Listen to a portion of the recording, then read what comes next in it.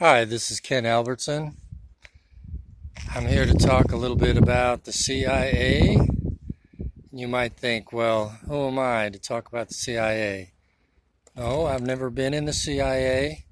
I have known some people, but I just read a very interesting book about about a lot of the inside activity of the CIA. It took place in the 50s and the 60s and the 70s. So several decades ago, granted. But there was a man who had a lot of power there because he was very high ranking. And so much so that even the director wouldn't interfere in what he was doing. He was head of counterintelligence at that time. His name was James Jesus Angleton, or Jim Angleton for short. He actually made a lot of mistakes during his long tenure there. And big reason was his paranoia. So he would think there's a spy under every pillow, under every bed. And he was very heavily influenced by a Russian who was a defector named Golitsin. So the two of them, both very paranoid, both hard drinkers, but especially Jim, he was an incredibly heavy drinker, a drunkard, to put it nicely. Some of his colleagues said he would drink 2 bottles of bourbon just by himself every night. And that's after maybe a 9 or 10 martini lunch that lasted 3 hours at a restaurant called La Niçoise in downtown Washington, D.C., which I happen to have been to that restaurant. But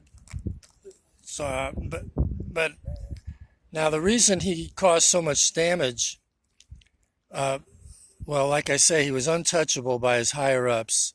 Directors would come and go, and they would just figure, well, that's we'll leave him alone. I guess he knows what he's doing. He's very hard-headed.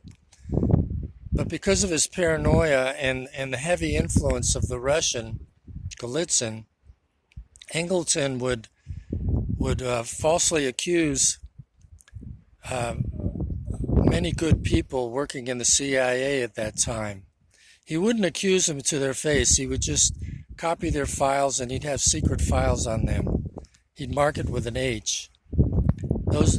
He was looking for moles, which is his job description, but he was going way overboard about it.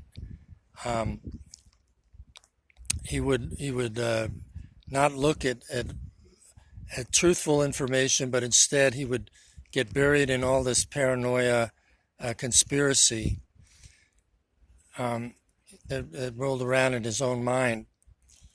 On the other side of the coin, he actually alienated some of America's best friends over in Europe, in particular. Talking about intelligence agencies here.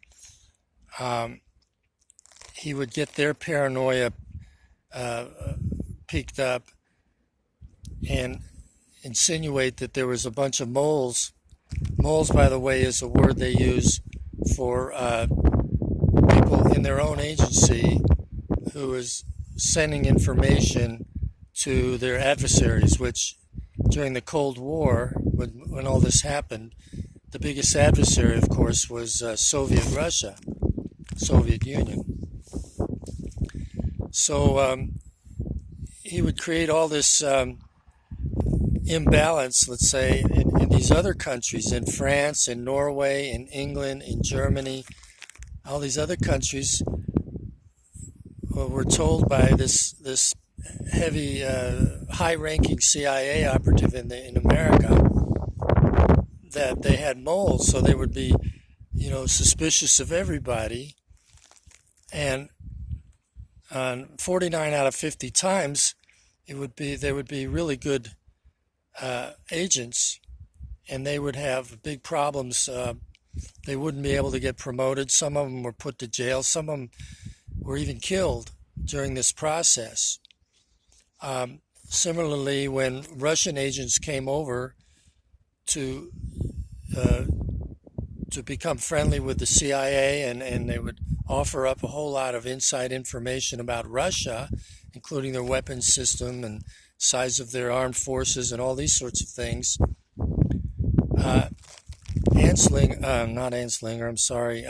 Angleton and Golitsin, this paranoid drunk team, would discount everything these Russian agents would tell them who came over from the KGB, mainly because Golitsin said, no, they're all false. They're not.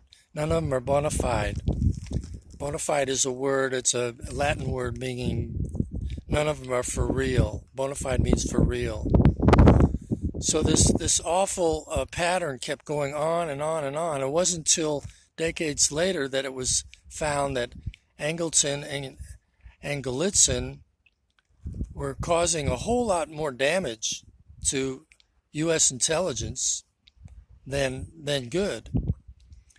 And that's basically what I want to say. I won't go on forever. So I have a website. It's called adventure1.com.